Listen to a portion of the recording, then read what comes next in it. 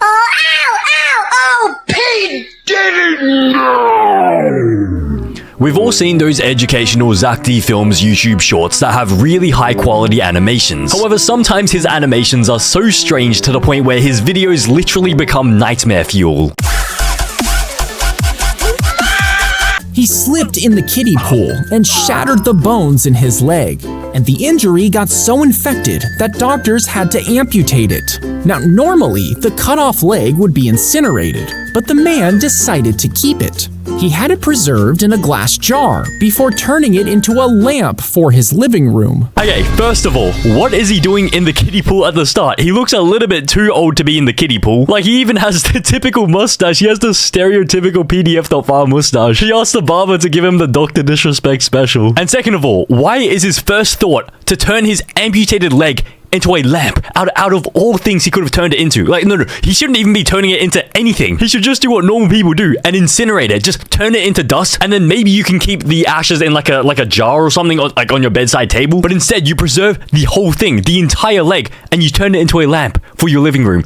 Who looks at this and says, I want to build one of those? What are your friends meant to say when they come to your house and they see this? Like, I mean, are they meant to be impressed, or are they meant to just be like a little bit creeped out? Like, if you bring a woman into your house for like a date or something, and she sees your leg just sticking there turned into a lamp, she's 100% gonna think you're a serial killer and just get out as soon as possible.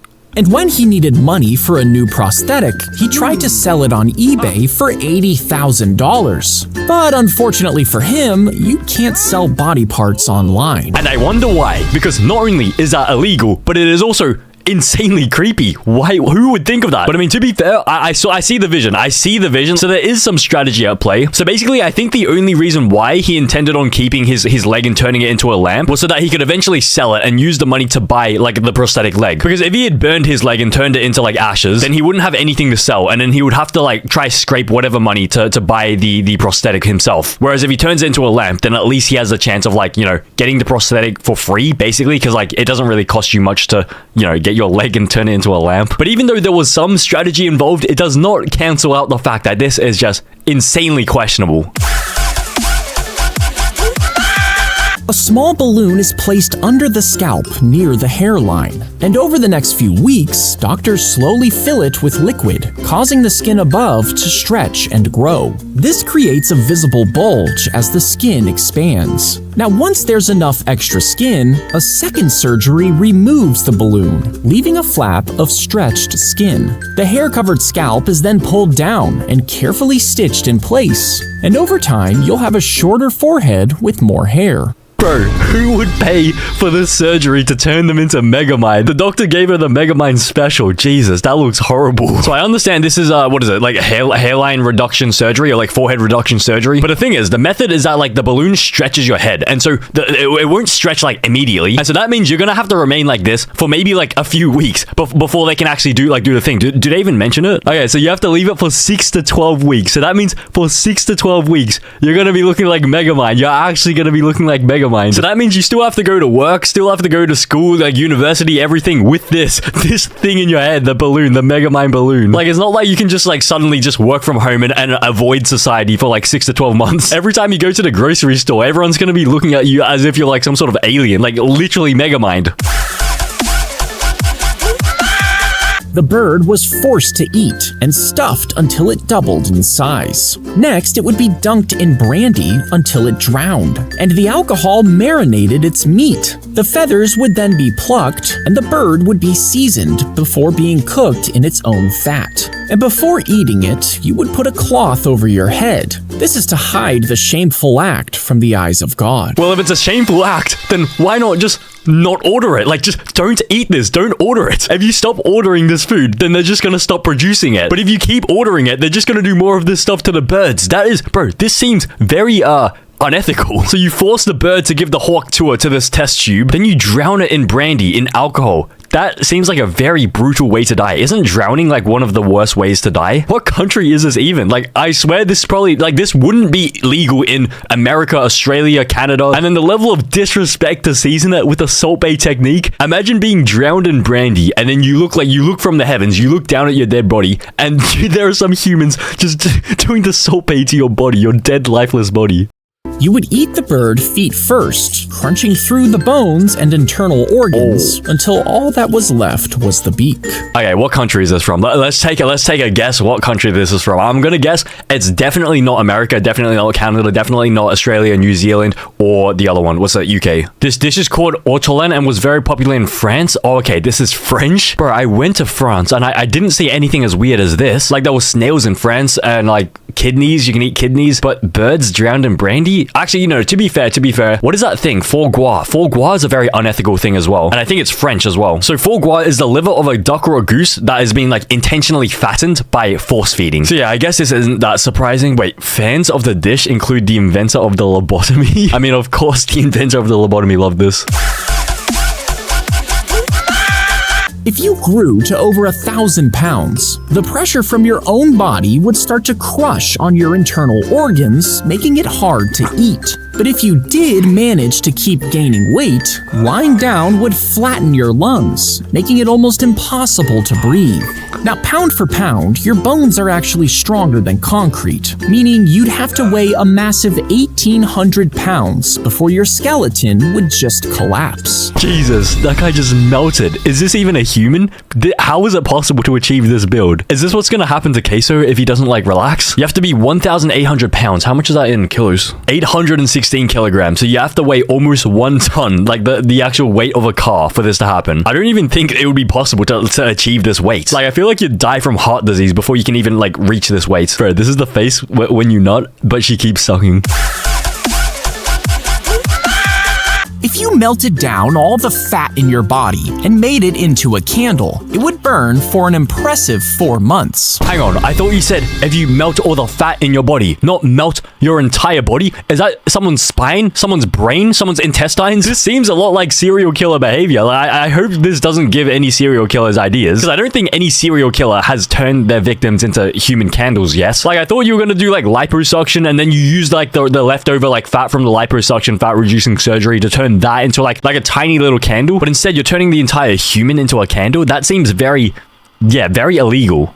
And if you did the same thing with every human on Earth, you'd have over 200 billion pounds of human fat. With that, you could make one giant candle that would burn for an incredible 2.9 billion years. And what would be the point of that? Why would we need a candle that burns for 2.9 billion years? Isn't it like that the world's not even gonna last 2.9 billion years? The world's gonna explode before this candle can go out. And I feel like you would have to like commit genocide in order to like, you know, get this many human like bodies and fat and everything. Like, this almost seems like some like World War II type beat. Like, they could have done this during World War II instead of the you know, like the thing that they actually did. But even then, this would be 10 times worse than that. I feel like this would be 100 times worse.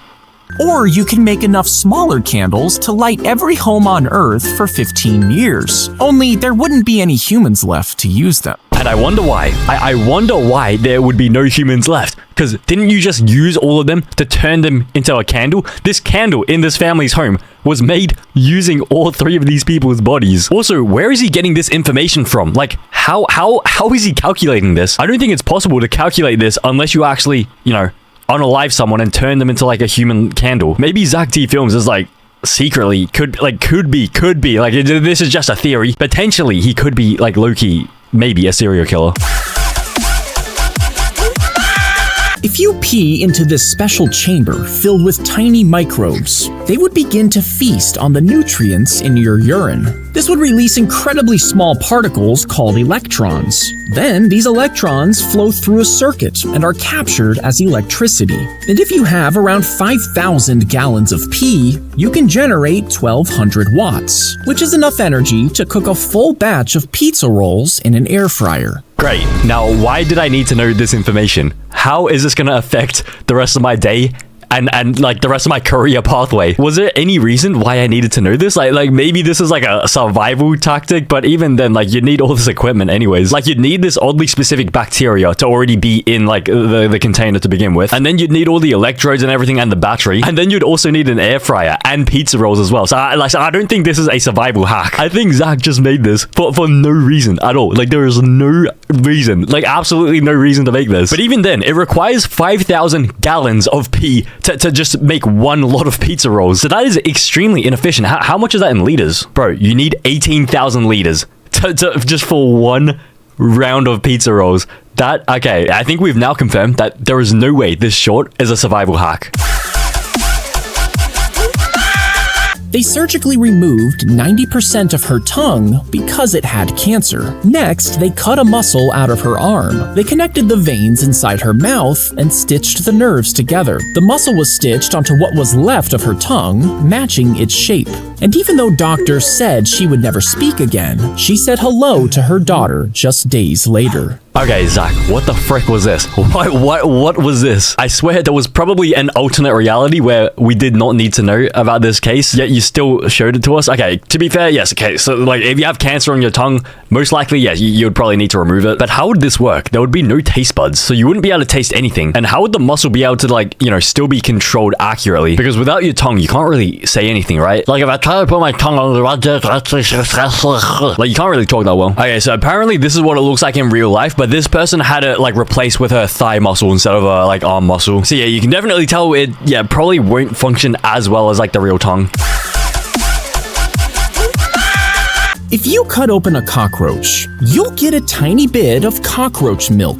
And that's because they produce this yellow goo to feed their babies, which then hardens into a crystal. Now, these crystals actually have more nutrients than cow's milk, but each roach only makes a tiny amount, smaller than a grain of sand, meaning you'd need to milk around 3,000 of them just to fill one glass. And why would I need to do that? Why would I need to fill up a glass of milk, of cockroach milk? It's not like I'm going to drink it, am I? Who would want to voluntarily drink this? That is disgusting. Because what type of milk are we talking about? Like this, it's not typical milk. And by the looks of it, it sort of seems like Guna milk, like literally Guna homemade special sauce. And you need 3,000 cockroaches to release their juices into that one cup to drink it, bro. What are you even drinking at that point? It literally looks like jizz that has been like aged for like 3 days. He shoved the rod down his throat. Oh, jeez, this guy's a throat goat, Jesus. He must give insane hawk tour. Like, the hawk tour would be insane. I can't even imagine. But as he did, it ripped a 4-inch hole in his windpipe. Even though he was in severe pain, he continued the act in front of the stunned audience. I mean, what did he expect? You're gonna shove a sword down your throat? Of course it's gonna, like, rip a hole in your throat. What else would it do? Just sit there and not, like, do anything? Like, what did this guy actually expect? But as soon as he left the stage, he collapsed. Doctors couldn't operate. Instead, he spent 5 weeks in intensive care while the wound healed naturally. And as soon as it did, he went right back to swallowing swords. And then it happened again. The exact same thing happened again. Why would you swallow a sword? Like, if you wanted one of these injuries, I don't think there's any other way you could attain this injury except for swallowing a sword. Like, literally. This is the only way to achieve this. Is he intentionally doing this? Is this like medical insurance fraud or something? But the doctor just left him for dead. The doctor couldn't be bothered saving this guy. The doctor thought this guy was so dumb trying to swallow a sword that he didn't want his bloodline to be continued. He thought this was natural selection. He said, you know what, let's just let this guy die out so that he doesn't pass on his genes to the next generation. But miraculously, he somehow survived. And so this is pretty bad. So he's gonna pass on his genes to the next generation, and then the next generation are gonna continue to try give the hawk tour to these swords and just have the exact same injury. Poop dropped on the assassin as he waited beneath the toilet, ready to attack. He had climbed up the toilet chute, which emptied outside the castle walls, unnoticed by any guards. And he waited silently until the Duke sat down to relieve himself.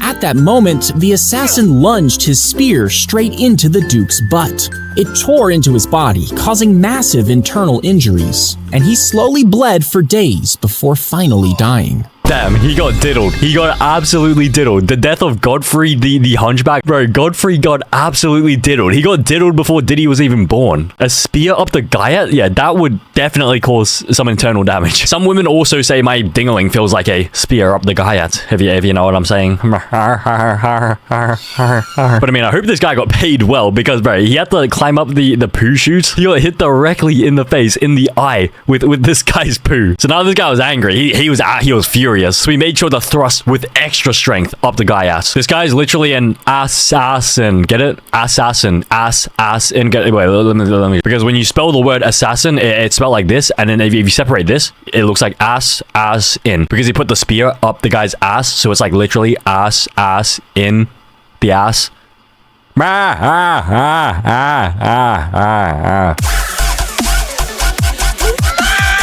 Your arms and legs would be tied to a large wheel if they wanted to torture you. Next, they would shove you down a steep hill. With every bounce, your flesh would bruise. As it traveled, it would pick up speed. Eventually, every tiny bump would send you flying into the air, and every landing would have the same force as a car crash. This would break every bone in your body, and if you somehow survived, you'll wish you were dead. Great. Now, why did I need to know this information? I don't even know whether this was like a fun fact or anything. There was no context. Like, we don't know what era this was like done in. We don't know what year, who it was done to. I think Zack just wanted an excuse to just post this brutal short about this torture method. He says every landing is the same force as a car crash. That is insane. I don't think anyone is like ever surviving this. Like, look at them. Like, video games cause violence. People before video games. Yeah, exactly. If anything, video games decreases violence because now we do it fictionally. The people in the olden days, they did the violence in real life. If over 1 million people somehow pulled out their stomachs. Somehow pulled out their stomachs? We're not going to elaborate how someone can just stick their entire hand in, like, through their skin, no incision made, and just pull out their stomach like that, okay? The acid could fill a pool about this size, and if you jumped in, after a few minutes, you'd feel a horrible burning sensation as your outer layers of skin started to melt away. If you stayed in for hours, they would keep breaking you down layer by layer, eating through your muscles and tissues. And after a few days, your body would literally start falling apart as the acid dissolved it, turning you into a slimy mess. Okay, first of all, how are we going to get 1 million people to do this? Like, how are we going to extract the stomach acid from 1 million people? And second of all, who would ever think of doing this? Like, isn't it obvious that stomach acid is pretty strong? Like, who would jump into it? Like, voluntarily jump into there? But this animation, bro, this is... Why would you animate this? This is actually, like, horrifying. He looks like the, what is that? Like, the Colossal Titan. So I guess if you want to do some, like, super accurate Attack on Titan cosplay, just gather 1 million people, get them to release their stomach acid into a pool and just jump in it and just stay there for a few minutes.